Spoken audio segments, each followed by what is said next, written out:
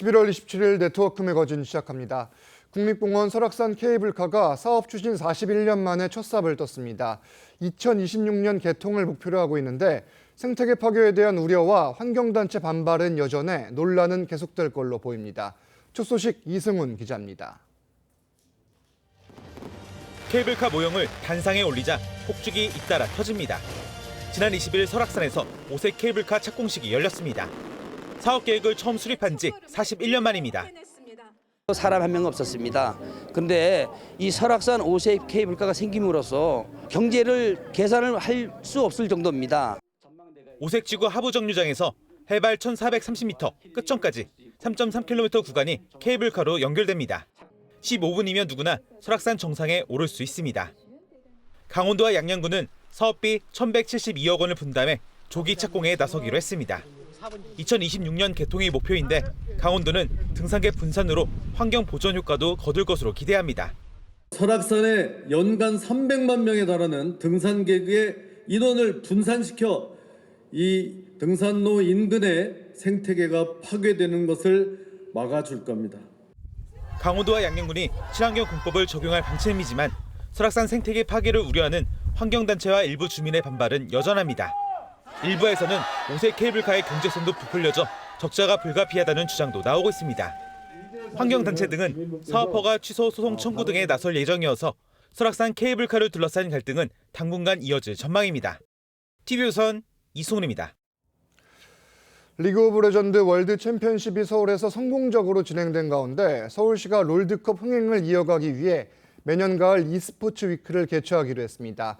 게임과 스포츠 문화가 어우러지는 축제가 내년에도 서울에서 열릴 걸로 보입니다. 구자영 기자입니다. 롤드컵 결승전이 열린 고척 스카이돔의 18,000석 좌석이 게임 팬들로 가득 찼습니다. 인기를 증명하듯 국내뿐 아니라 해외에서도 게임 팬들이 서울을 찾았고 결승전을 중계한 영상을 전 세계에서 6억 명이 시청했습니다. 게임 체험 부스 등이 설치된 광화문 광장에선 다양한 게임 콘텐츠도 즐길 수 있었습니다. 우리나라의 롤 시장이 이렇게 많이 발달한 것에 대해 많이 놀랐고 관중분들도 많이 호응해 주시는 것 같아서 그때 놀랐어요. 서울시는 롤드컵 결승의 흥행을 이어가기 위해 국제 e스포츠 대회를 중심으로 문화축제까지 아우르는 행사인 e스포츠 위크를 매년 개최할 계획입니다. 이번 롤드컵 결승을 보기 위해 서울을 찾은 외국인은 2만 명이 넘는 것으로 추산되는데 서울시는 게임 축제가 e스포츠 산업 육성은 물론 서울의 매력을 알리는 효과도 있을 것으로 기대하고 있습니다. 롤드컵 결승 기간 광화문 광장에는 서울 체험 부스가 설치됐고 서울의 도시 브랜드 서울 마이소울도 적극 알렸습니다. 서울시는 내년 10월 말이나 11월 광화문 광장 또는 동대문 디자인 플라자에서 e스포츠 위크를 열 예정입니다. TV조선 구자영입니다. 고향을 떠난 대학생들은 비싼 월세와 생활비가 큰 부담입니다. 인천 강화구는 지역 출신 대학생들을 위한 장학관을 운영 중인데 월세가 주변보다 4배 저렴한 데다 생활 편의시설도 풍부해 학생과 학부모의 호응을 얻고 있습니다. 강석 기자입니다. 한 학생이 자취방에서 과제를 합니다. 잠시 후 독서실로 자리를 옮겨 영어 공부도 합니다. 개인 화장실에 독서실도 갖춘 강화 장학관입니다. 지역 출신 대학생을 위해 강화군이 만든 기숙 시설입니다. 장학관에는 다용도실과 헬스장 등 다양한 학생 편의시설이 마련돼 있습니다. 학생들은 일상생활부터 공부 환경까지 만족감을 보입니다. 세탁기, 건조기, 저희가 공부할 수 있는 환경도 마련해 있다는 것도 굉장히 좋은 장점인 것 같습니다. 장학관은 월세 13만 원으로 주변 원룸 시세보다 4배 넘게 저렴합니다. 오르는 물가와 높은 등록금 때문에 사실 학부모로서 경제적으로 부담이 많이 되는데요. 큰 도움이 될 것이라 생각합니다. 강화구는 2014년부터 장학관 지원 사업에 나서 서울 3곳, 인천 1곳 등 장학관 4곳에서 학생 400명이 지내고 있습니다. 경제적 부담 없이 학생들이 학업에만 종사할 수 있도록 대한민국 최고의 장학사업을 하고 있다고 자부합니다. 강화구는 장학관 운영 규정을 개정해 내년부터는 월세를 더 낮출 계획입니다. TV조선 강석입니다. 바다와 갯벌, 해조류 등을 활용하는 해양치유센터가 국내에서 처음으로 전남 완도에 문을 열었습니다. 해양자원을 이용해 몸과 마음을 회복할 수 있는 치유의 공간인데 박건우 기자가 해양치유센터에 다녀왔습니다. 새하얀 거품이 연신 뿜어져 나오고 체험객들은 거품을 몸에 바르며 신기함을 감추지 못합니다. 미역과 다시마, 톳 등 해조류의 영양분을 추출한 거품입니다. 부드러운 데다가 이렇게 비볐을 때 피부가 매끄러운 감이 있어가지고 진짜 기분도 상쾌하고 몸도 매끌매끌해서 기분이 좋습니다. 또 다른 체험장에서는 풀장에 몸을 맡기고 수압 마사지도 받습니다. 몸이 훨씬 가볍습니다. 신체적으로 아주 부드럽고요. 한번 체험해보시면 굉장히 좋습니다. 전남 완도 해양치유센터가 지난 24일 문을 열었습니다. 해양치유센터가 들어서는 건 전남 완도군이 국내에서 처음입니다. 지자체는 다양한 체험시설과 프로그램을 갖춘 해양치유센터를 지역을 대표하는 힐링 명소로 육성할 계획입니다. 4조 2천억 원의 경제 파급 효과, 그리고 치유 목적으로 연간 100만 명이 우리 완도를 찾을 것으로 이렇게 기대를 하고 있습니다. 완도군은 올해 말까지 50% 할인 이벤트를 진행하는 등 해양치유센터 홍보를 강화할 방침입니다. TV조선 박건우입니다. 경북 상주시는 명주와 쌀, 곶감이 유명해 300의 고장으로 알려져 있습니다. 전통 산업이 중심이었는데 고속도로와 철도 등 교통 인프라를 갖추면서 첨단 산업도시 구축에도 속도를 내고 있습니다. 이심철 기자의 보도입니다. 생수와 음료수를 생산하는 공장입니다. 지난달 상주 산업단지에 공장을 추가 건립한 이 업체는 고속도로가 가까워 물류 비용을 줄일 수 있겠다는 판단에 생산 라인을 2개 늘렸습니다. 시내를 거치지 않고 바로 탈 수 있기 때문에 그런 이점이 굉장히 이득이 되는 거죠. 시간적인 절약도 많이 되고요. 2000년 이전까지 고속도로가 없었던 경북 상주에는 2001년 중부 내륙 고속도로 상주 김천 구간이 처음 들어섰습니다. 이후 당진 영덕 고속도로, 상주 영천 고속도로가 잇따라 생기면서 동서남북을 잇는 고속도로망을 구축했습니다.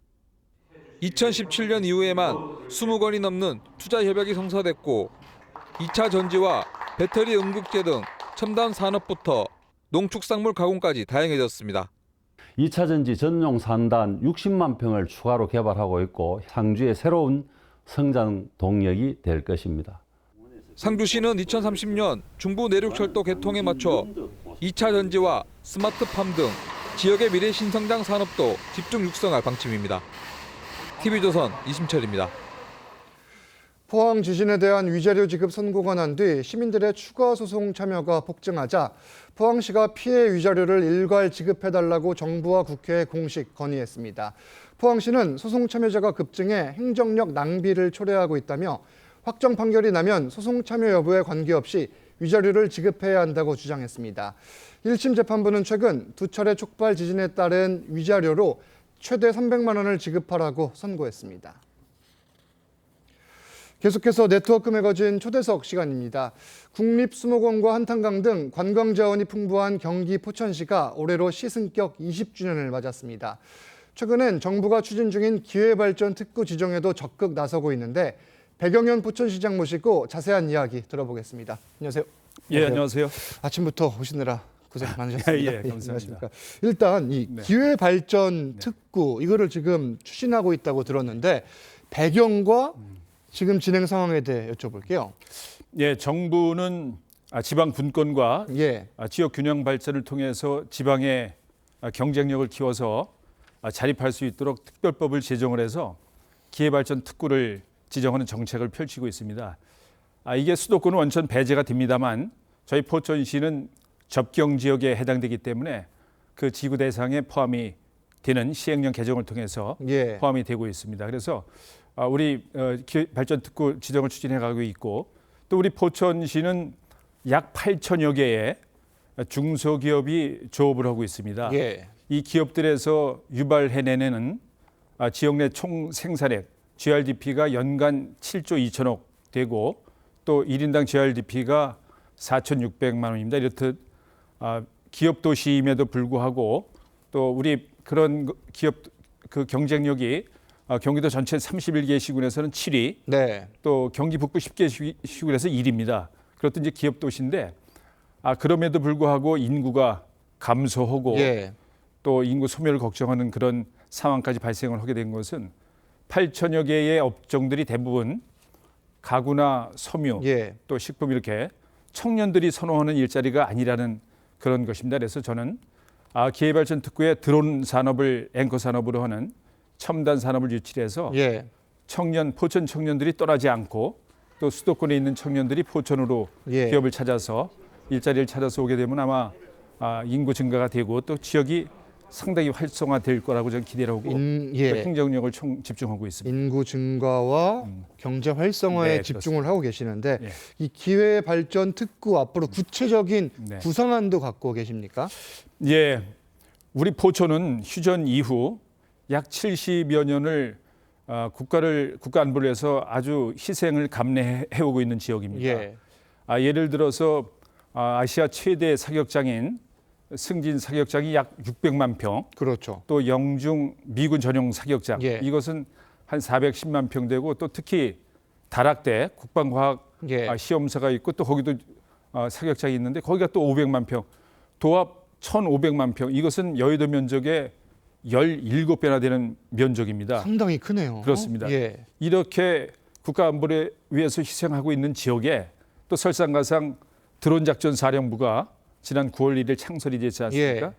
시내 한복판에 드론 작전 사령부가 설립이 된다고 하니 또 시민들은 많은 우려를 했죠. 그렇지만 제가 합참에 공문으로 확인한 바에 의하면은 드론 작전 사령부가 설립이 되더라도 드론을 직접 뜨고 내리는 운영하는 예. 것은 그 지역에서는 안 한다 하는 것을 공문으로 줬기 때문에 저는 시민들을 설득을 했죠. 예. 우리가 70년간 이렇게 희생당하고 있는데 드론 작전 사령부 드론 뜨고 내리는 운영하고 행정부대만 들어온다는데 뭘 걱정을 하느냐. 예. 차라리 이런 드론 작전 사령부가 들어오는 것을 명분을 삼아서 우리는 드론을 앵커 산업으로 하는 기회발전 특구를 만들어서 예. 그동안 70년간 특별한 희생만 했던 지역에 이젠 특별한 보상을 받아내자. 예. 이렇게 설득을 하고 시민들하고 지금 이제 뭐 그런 것들 때문에 예. 다행히 드론 작전 사령부와 저희 포천시가 지난 16일 드론을 어떻게 발전시킬 예. 것이냐에 대한 그 세미나를 열었는데 한 300여 개의 업체와 전문가들이 참석을 해서 저희가 그 드론을 에코산업으로 한 기회발전 특구 지정하는데 상당히 도움이 되고 알겠습니다. 드론을 활용해서 지역 발전에 기여를 하겠다 이런 말씀이고 유네스코 세계 지질 공원 총회 유치에 나섰잖아요. 네, 그렇습니다. 배경이 어떨까요? 예, 우리 한탄강 세계 지질 공원이 예. 유네스코에 등록이 됐습니다.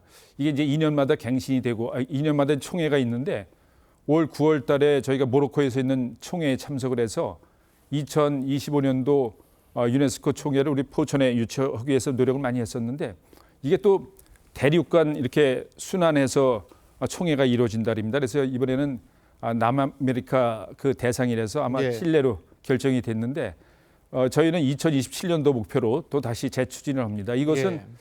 70여 개국에서 한 1,500명이 참여를 하는 거거든요. 그래서 그런 부분들에 대해서 2027년 총회는 꼭 유치할 수 있도록 노력할 그런 예정입니다. 예, 한탄강 말씀해 주셨는데 뭐 산정호수 네네. 주요 관광지가 많잖아요. 또 그렇습니다. 포천에 네. 개발 상황이 어떻습니까? 우리 포천은 천혜의 관광 자원이 많죠. 예. 또 지금 말씀하신 것처럼 산정호수, 백운계곡, 또 한탄강 주상절리길 이렇게 많은데 사실 아쉬웠던 것은 산정호수가 70년, 80년대에 머물러 있다는 푸념의 말씀들 많이 합니다. 예를 들어 70년대, 80년대 유원지의 개념 이런 거에서 더 발전 못하고 있다는 푸념의 말씀들 많이 하시는데 그래서 저는 이번에 그 농어촌 공사의 토지를 매입을 해서 저희가 개발을 통해서 다시 상인들한테 재분양을 통해서 정말 건물도 상가도 최신 트렌드에 어울리는 예. 그런 상가를 지어서 그런 관광지의 퀄리티를 높이기 위해서 노력을 하고 있고 또 특히 한탄강 세계 지질공원은 저희가 순천에 국가정원이 예. 있다면은 수도권 북부 지역에 우리 한탄강 세계 정원을 만들어서 세계 지질공원과 함께 우리 수도권 시민들, 국민들의 쉼터로 만들기 위해서 그렇게 노력해 가고 있습니다. 알겠습니다. 이제 다음 질문, 최근 계속 이슈가 되는 문제인데 네. 경기도를 북도와 남도로 나누고 경기 북부 특별자치도로 만드는 방안을 지금 경기도에서 추진 중인데 이에 대한 입장은 어떠십니까? 저도 경기 북부 특별자치도가 설립돼야 된다는 당위성에 대해서는 전적으로 동감을 합니다. 이제는 국민들, 도민들의 행정 서비스를 어떻게 편하게 받을 것이냐에 대한 초점이 맞춰져야 된다고 생각을 합니다. 이게 정치적으로 변질되면 더더욱 안 된다고 생각을 합니다. 이제 경기 북부와 경기 남부는 사실 정서적으로도 좀 이질감이 있습니다. 그리고 특히 경기 북부 지역에는 그동안 70여 년 동안 국가 안보를 위해서 희생했던 지역입니다. 이제는 그런 것을 오히려 성장의 발판으로 삼을 수 있는 소지가 많기 때문에 그런 것들을 활용해서 정말 북부 도민들의 어떤 생활 편의, 행정 서비스를 편하게 받을 권리 이런 것들을 위해서 당연히 특별자치도가 설립이 돼야 되는데 단지 분도의 개념이라면 뭐 그건 의미가 없다고 생각합니다. 특별하게 자치권을 주고 그런 정책이 선행이 돼야 된다고 생각을 합니다. 알겠습니다. 마지막으로 앞으로 시정 어떻게 이끌어가고 싶으신지 짧게 한 말씀 부탁드릴게요. 저는 소통과 신뢰의 시민이 중심이 되는 시정을 펼치겠다고 말씀을 했습니다. 지난 1년간은 그것을 정리를 하고 또 어떻게 공약을 이렇게 완수해 나갈 것이냐에 대한 점검을 했던 시간이라 그러면 이제부터는 그것을 실현해내서 시민들이 정말 큰 포천에서 더 큰 행복을 누릴 수 있는 그런 정책을 속도감 있게 이렇게 추진해 나가겠다는 그런 말씀을 드립니다. 알겠습니다. 앞으로 포천시 잘 이끌어 가시길 바라겠습니다. 백영현 포천시장님 말씀은 여기까지 듣겠습니다. 감사합니다. 네, 감사합니다. 오늘 네트워크 매거진은 여기서 마칩니다. 저희는 다음 주 월요일에 다시 찾아뵙겠습니다. 감사합니다.